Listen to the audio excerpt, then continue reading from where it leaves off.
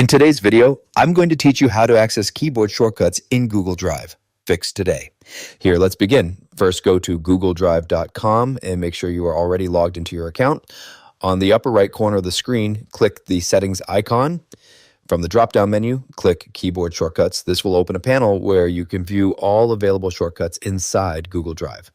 Inside this panel, you will see a full list of keyboard shortcuts organized by function. Take a moment to scroll through the list so you can get familiar with what is available.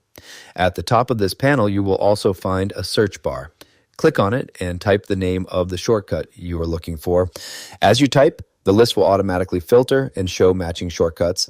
Now scroll down until you find the Create section. This area shows shortcuts for creating new items like documents, folders, presentations, spreadsheets, forms, and drawings. To try creating a new document, press Alt+C on your keyboard, then release both keys. After that, press T. You will immediately see a new Google Docs file appear in your drive. Next, to create a new folder, press Alt+C. Then release, then press F. A new folder will be created instantly in your drive.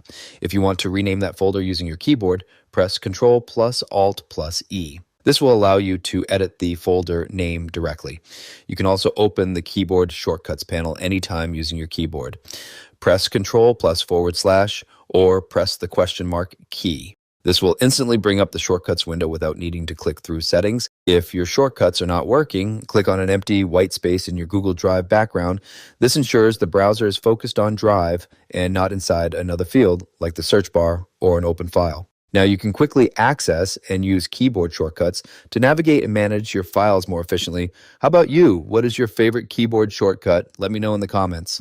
And that's it for this tutorial. If you have any questions or suggestions, feel free to leave a comment down below. If you'd like to see more videos like this, the subscribe button is free and helps support the channel so I can keep making helpful tutorials for you. I'll see you in the next video.